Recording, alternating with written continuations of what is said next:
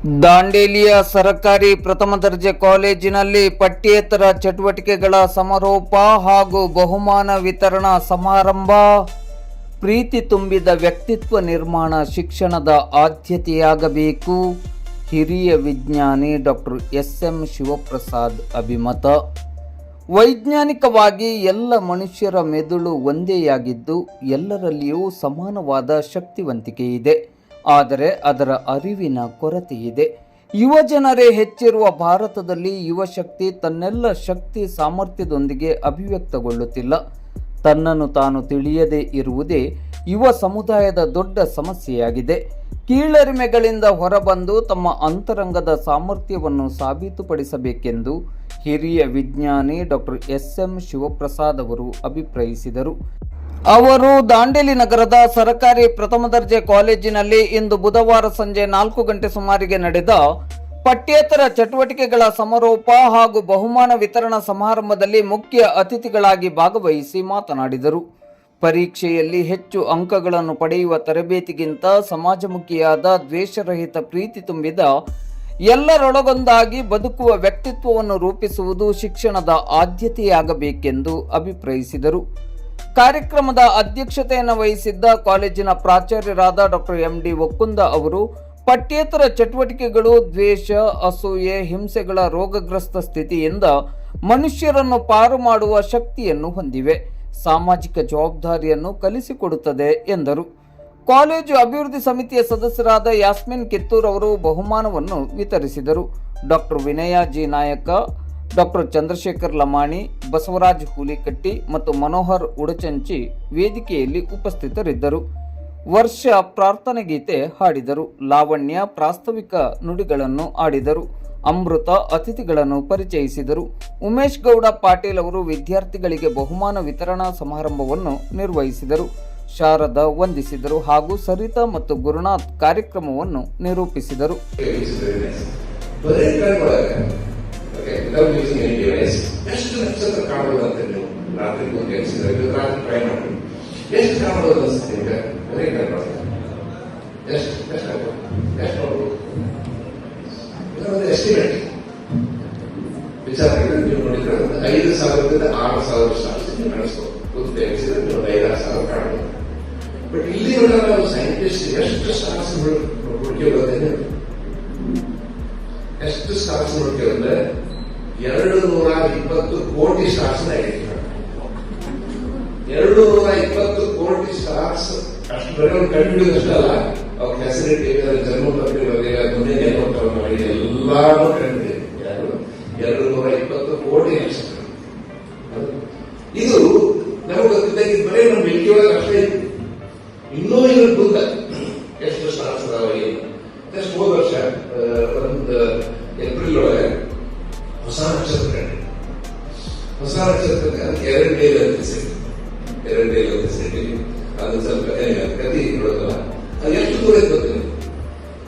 ಎಷ್ಟಂದ್ರೆ 2.2 billion light years ಅಂದ್ರೆ 2.2 ಅಂದ್ರೆ 2,200 ಕೋಟಿ ಪ್ರಕಾಶ ವರ್ಷ.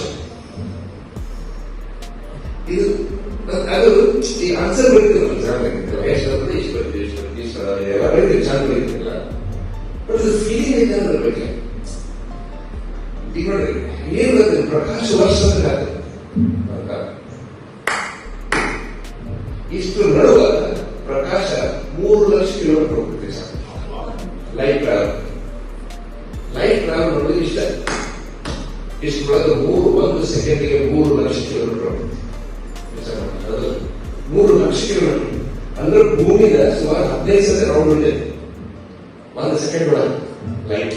ಈಗ ಇದೇ ಲೈಟ್ ನೀವು ನೋಡಕ್ಕೆ ಲೈಟ್ ಅಲ್ಲ, ಸ್ಪೆಷಲ್ ಬ್ಯಾಕ್ಗ್ರೌಂಡ್ ಲೈಟ್ ಅಲ್ಲ, ಎಲ್ಲಾ ನಾವೇನ್ ಲೈಟ್ ಮಾಡ್ತೀವಿ ಅಷ್ಟು ಫಾಸ್ಟ್. ಸೊ 1 ನಿಮಿಷದಾಗ ಎಷ್ಟು ಹೋಗ್ತದೆ 3 ಲಕ್ಷ × 60. 1 ತಾಸ ಎಷ್ಟು ಹೋಗ್ತದೆ 3 ಲಕ್ಷ × 60 × 60. ಹೌದಾ? 1 ದಿವಸ ಎಷ್ಟು ಹೋಗ್ತದೆ 3 ಲಕ್ಷ × 60 × 60 × 24. 1 ವರ್ಷದಾಗ ಎಷ್ಟು ಹೋಗ್ತದೆ 3 ಲಕ್ಷ × 60 × 60 × 24 × 365. ಅಷ್ಟು ಡಿಸ್ಟೆನ್ಸ್ಗೆ ನಾವು 1 ಪ್ರಕಾಶ ವರ್ಷ ತೆಗೆದು 1 ಪ್ರಕಾಶ ವರ್ಷ ಈ ಹೊಸ ನಕ್ಷತ್ರಕ್ಕೆ ಏನ್ ಕಂಡಿದ್ದೀವಿ, 2.2 ಬಿಲಿಯನ್ ಪ್ರಕಾಶ ವರ್ಷ ದೂರ ಕಂಡಿದ್ದೀವಿ. ಇಮ್ಯಾಜಿನ್ ಮಾಡಿ, ಯಾರು ಕಂಡಿದ್ದಾರೆ? ಇವಾಗ ಕೈಗಾರಿಕೆ ಬಂದಿಲ್ಲ, ಅದಕ್ಕಿಂತ ನನ್ನಿಂದಾಗಿ ಯಾರು ಇದ್ರ ಬಂದಿಲ್ಲ. ಇವನ್ ನೀವೇ ಕಂಡಿದ್ದೀವಿ. Such an amazing capability outside of it. Right? Please understand. It's a beautiful opportunity. Russell Porter ಅಂತ ಹೇಳೋದು scientist in a place for a beautiful observatory. Mount Palomar Observatory ಆಗಿನ ಕಾಲದಲ್ಲಿ 150 ವರ್ಷದಿಂದ ಕಲಿಯಿದೆ. ರಸಲ್ ಪೋರ್ಟರ್ ಅಂತ ಬಹಳ ಫೇಮಸ್ ಸೈಂಟಿಸ್ಟ್. ಅವರು 35-40 ವರ್ಷ ಏನ್ ಮಾಡ್ತಾರೆ ಅಂದ್ರೆ ಹೊಸ ಹೊಸ ನಕ್ಷತ್ರ ಕಂಡುಹಿಡಿದ ಬಹಳ ಫೇಮಸ್ ಆಗಿದೆ. ಹೊಸ ಹೊಸ ನಕ್ಷತ್ರ ಕಂಡುಹಿಡಿದ ಬಹಳ ಫೇಮಸ್ ಆಗಿರ್ತಾರೆ. Is considered one of the top astronomers in the world. ಅವ ಮೌಂಟ್ ಅಬ್ಸರ್ವೇಟರಿ ಮಾಡ್ತಿರ್ಬೇಕಾದ್ರೆ ಆಲ್ಬರ್ಟ್ ಐನ್ಸ್ಟೈನ್ ನಾವು ವಿಸಿಟ್ ಮಾಡ್ತೀವಿ. ಆಲ್ಬರ್ಟ್ ಐನ್ಸ್ಟೈನ್ ಎಲ್ಲ ಗೊತ್ತಿದೆ. ನನ್ನ ಪ್ರಕಾರ the greatest scientist ever in the history of mankind ಅಂದ್ರೆ ಆಲ್ಬರ್ಟ್ ಐನ್ಸ್ಟೈನ್. ಅವ ಹೋಗಿ ವಿಸಿಟ್ ಮಾಡ್ತಾರೆ. ವಿಸಿಟ್ ಮಾಡಿದಾಗ ರಸಲ್ ಪೋರ್ಟರ್ ಹೇಳ್ತಾರೆ, ಎಷ್ಟು ಅದ್ಭುತ ಏನಂತಂದ್ರೆ, Professor Einstein, I have been watching stars one after the other for the last 35 years. I'm finding one far further away for the 35 years. And I find that there's a huge universe. Inside this huge universe, there's a tiny Milky Way. Very tiny Milky Way. In this huge Milky Way, there's a tiny solar system. In this whole solar system, there's a tiny Earth. In this huge Earth, there's a tiny India. In this huge India, there's a tiny Tamil. In this huge Ghana region, there's a tiny Dandeli. In this huge Dandeli, there's a tiny GFGC. In this huge GFGC, there's a tiny auditorium. In this huge auditorium, one stupid fellow is standing there.